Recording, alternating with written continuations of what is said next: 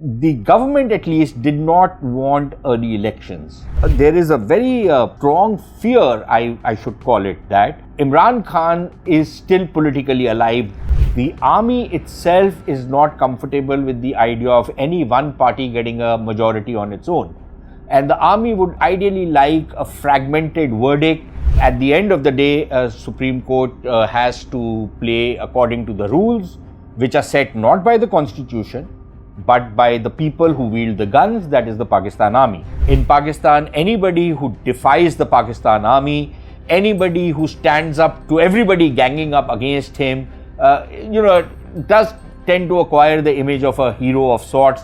It would give enough time to the people who succeed them, that is the caretakers, who would be very closely aligned with the army and the army itself, to completely fix Imran Khan, emasculate him politically and virtually eliminate him politically, if not physically. When the Pakistan Army does feel that a person like Imran Khan has become a kind of a mortal threat to the top man, and there is no love lost between the current army chief Asim Munir, his top generals including the ISI chief and his deputies, then it becomes a fight to the finish. So I wouldn't entirely rule it out.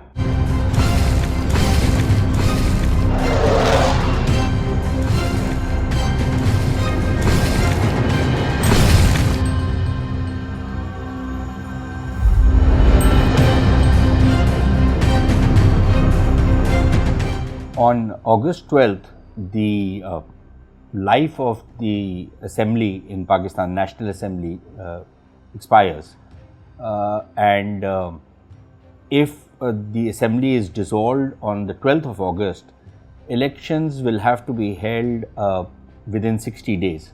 But if the assembly is dissolved a day or two before, then according to the Pakistani constitution, the much abused document, the elections can be held or need to be held within 90 days of August 12th, which means by November. Now that is the technical position, but recently the Prime Minister or the outgoing Prime Minister Shehbaz Sharif has just thrown a spanner in the works by saying that the government has accepted the latest census, according to which Pakistan's population has crossed 240 million. Actually, they've pared it down because the raw data actually put it at close to 250 million, slightly above 250 million. But constitutionally, if a new census has already been approved, then fresh delimitation has to take place. And fresh delimitation, according to the Election Commission, if everything goes according to plan, takes at least 120 days. Which means that if a new delimitation has to take place, there is no way elections can be held within the constitutionally mandated period of 90 days. There is a very strong possibility that instead of November, elections might happen maybe in February, March, even April. Because once they are delayed, then it's an academic question for how long they can be delayed, provided the Supreme Court keeps stamping its approval over the delays. And as we have seen in the last instance, when the assemblies of Punjab and KP were dissolved, the Supreme Court ordered elections, but elections were never held. And the government and the military and everybody else just cocked a snook at the Supreme Court. And there was precious little that the Supreme Court could do. At the end of the day, Supreme Court has to play according to the rules, which are set not by the constitution, but by the people who wield the guns, that is the Pakistan Army.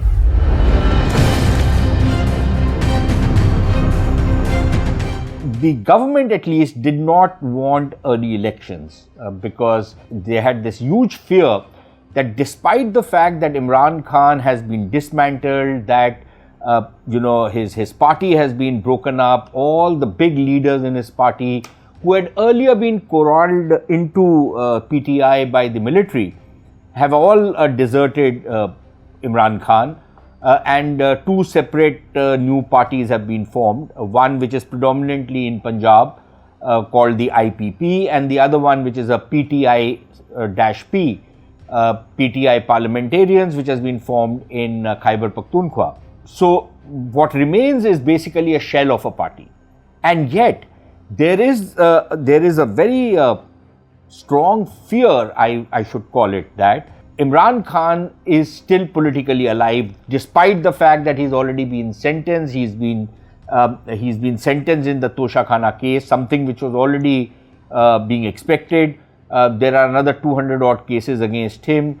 Chances are that he might never see the light of the day if his detractors and his political enemies had their way, especially if the army chief Asim Munir had his way. But the short point is that for now it seems that Imran Khan is being severely hobbled politically, and if he is going to be in jail, if he can no longer lead his party, which he cannot if he is convicted, the same rules apply to Nawaz Sharif, then he is pretty much out of the scene. And yet there was this fear that even with all this, Imran Khan remains so popular that whichever candidate he endorses could win an election and pull off an upset. And if Imran Khan does not get a majority or close to a majority, he will have at least enough numbers in parliament to make life extremely difficult for whichever is the next government, if at all there is going to be one, which comes into power. What is further complicated matters in Pakistan is the fact that the army itself is not comfortable with the idea of any one party getting a majority on its own. And the army would ideally like a fragmented verdict and some kind of a coalition, something of the sorts which is in power today, coming into power after the next election. The problem out here is going to be that the way politics is structured in Pakistan today, it is Imran Khan versus the rest. So it's Imran Khan who is on one side and all the other 12, 13, 15, 20, God knows how many parties there are, along with the largest and the most powerful political party in Pakistan, the Pakistan Army, they are all on one side. So Pakistan has been polarized right down the middle. And the problem is going to be that if elections are going to take place and all these other parties, while they have formed a loose coalition for now, are going to go into elections fighting against each other at one level and fighting against Imran Khan at another level. Now, Imran Khan, at least that's what seems to be the grapevine.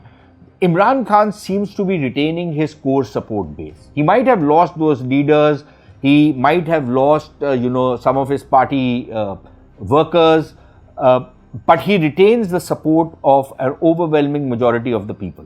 If the anti-Imran vote is going to get divided between the parties which are fighting against each other at one level and against Imran Khan at another level, then Imran Khan could romp home. At least on paper that is possible.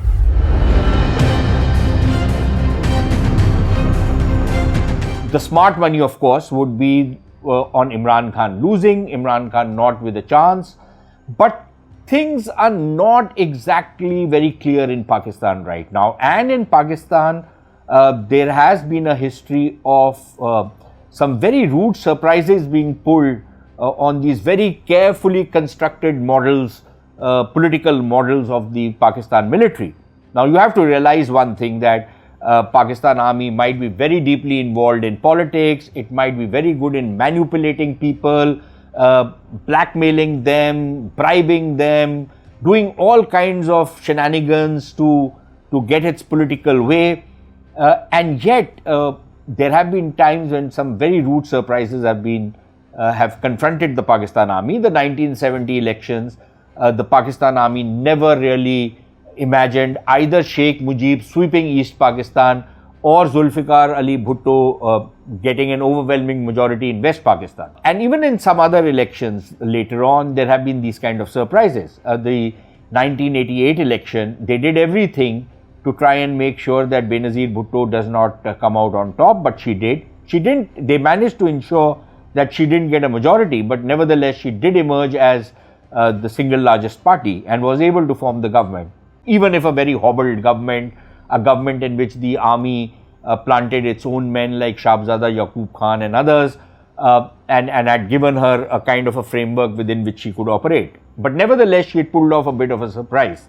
So surprises are possible, and that is something which some of Imran Khan's old cronies have also implicitly stated, that what if Imran Khan wins, which means that despite all the action taken against him, the possibility that he could romp home in one form or another isn't entirely off the cards. The thing is that the current government wanted or thought that if it got 90 days, it would give them enough time to ensure that together with the army, the caretaker government would, number one, take all the really tough economic decisions that have to be taken until at least as long as Pakistan is in the IMF program, which is for about 9 months starting July. But besides of that, and these tough economic decisions mean that the electricity tariffs, which have already gone up, in fact, the average electricity tariff right now in Pakistan is close to 50 rupees, and according to some reports, it could cross the 60 rupee mark by the end of the year. Petrol prices are likely to go up. All sorts of other very tough economic decisions have to be taken. Now, the calculation probably of the current regime, which might not be current by the time this program is that just as Imran Khan, who made a complete hash of the Pakistan economy, who ruined the Pakistan economy, was able to rehabilitate himself politically when his successors tried to put the economy back on the rails by taking some tough economic decisions. Similarly, these guys will recover their political ground when their successors, the caretaker government, which cannot fight elections, which is not eligible to fight elections, probably going to be a government of technocrats. When they take those decisions, then the anger of the people will be directed, one, at the caretaker government, and two, at the Pakistan Army, which is underwriting that particular government. So when they go into elections, they will get rid of the baggage of taking those tough economic decisions which they had to take when they succeeded Imran Khan. So to some extent, they think or they believe that they will have some kind of a level playing field.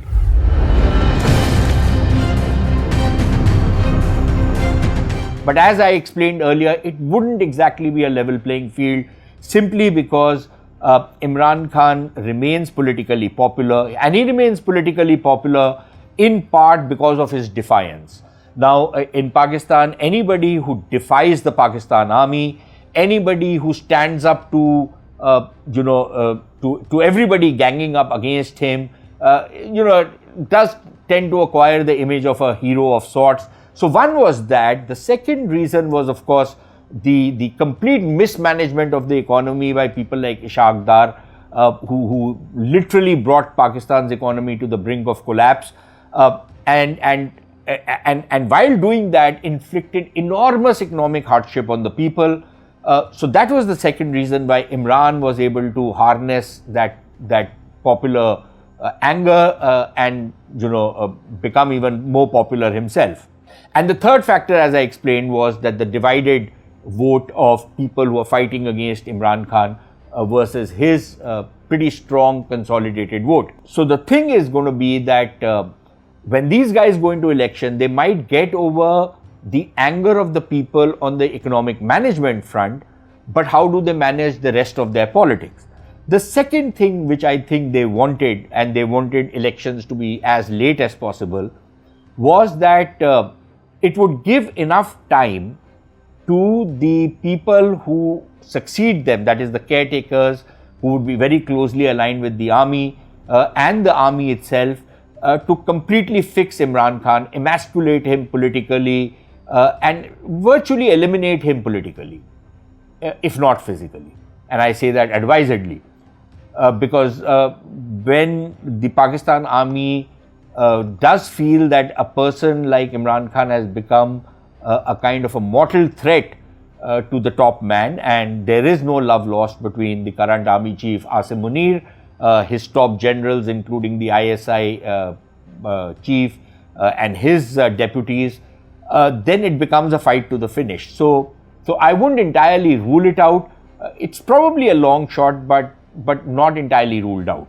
So a 3-month period or a slightly longer period gives them the time to finish him politically, economically, and completely make sure that he doesn't have any chance to win any number of seats in the election.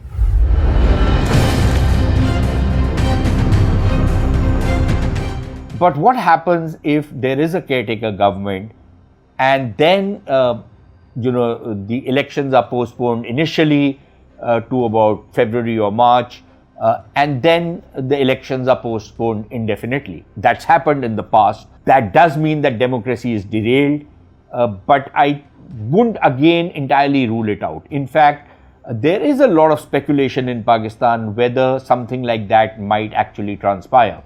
That is how the situation seems to be playing out right now. The other problem is going to be that even if Imran Khan is eliminated and has no political role left, there is an election which takes place. A fragmented verdict is thrown in because I don't see how the Pakistan Army will allow Muslim League of Nawaz Sharif to get a simple majority. It might emerge as the single largest party, but I think it will be well short of a majority. At least that's the planning. And there will be other parties like the Istehkam Pakistan Party, which is basically cobbled together once again by the ISI and the Pakistan Army, using Imran Khan's supporters and his party leaders to form that particular party, or the PTI parliamentarians in KP. This fragmented verdict will mean that you have some kind of a coalition government coming into power. Now, the problem with that is going to be that the tough decisions do not only have to be taken during the period of the caretakers. There are going to be very tough decisions which will have to be taken going forward by the new government, because the economy is in such a bad shape that it's not going to come out of the mess it is in anytime soon. But if you have a coalition government like that, then it's by definition a weak government, constantly looking over its shoulder not only at its coalition partners but also at the Pakistan Army, which means that its ability to take tough decisions is that much constrained and constricted. On the other hand, if it does not take those tough decisions, then you have the economic slide and the disarray in the economy continuing. So, it's a kind of a catch-22 situation, that the Pakistan Army wants a government which can take all the tough decisions but does not become a threat to it. But a government like that is going to be a weak government which cannot take any tough decisions, and it might not be a threat to the Pakistan Army, but then it becomes a threat to the stability of Pakistan. So it's a complicated situation going forward.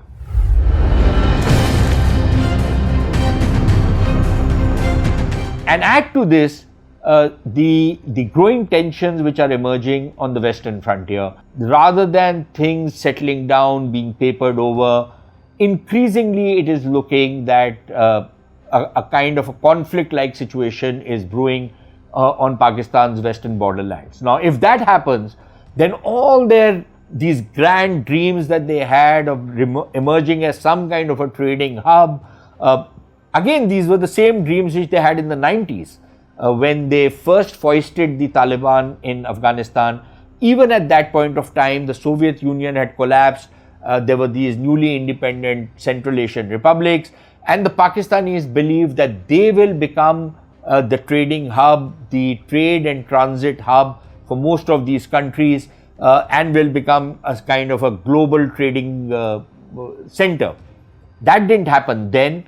And it might not happen anymore, which means that all those dreams which they had attached to the CPEC and other stuff, that they are going to become the bridge between Central, South and West Asia, I think they all go up in smoke.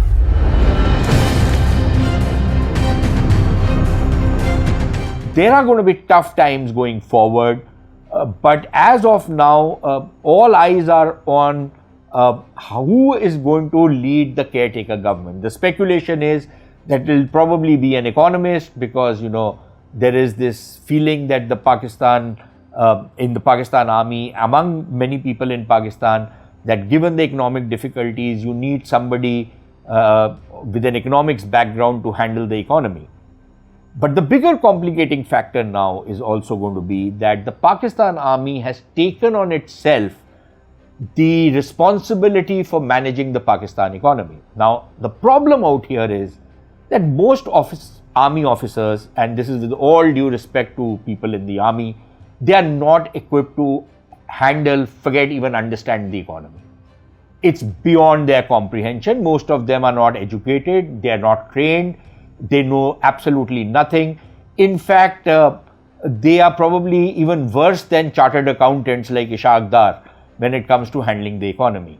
The army officers are mostly high school pass people, and they simply do not understand the complexities of a modern economy, the interlinkages of a modern economy. And yet, the Pakistan Army, of course, thinks it's God's gift to Pakistan and that it will be able to handle the economy really well, be able to give it some kind of direction. I'm afraid that's just another mirage which the Pakistan Army seems to have manufactured for itself and for its people. They simply do not have the wherewithal to understand how a modern economy is to be managed. And what is even worse is that they are very susceptible to fly-by-night operators who will come and pretend that they are economic wizards, that they have the right plans to settle the economy, to take it forward, to make it lift off. And they tend to take these characters rather seriously, simply because they themselves have no knowledge of how economics is handled. And if that is the trajectory in which Pakistan Army under Asim Munir is going to go, then I think they are only heading into a crisis out of which they will find it very difficult to come out.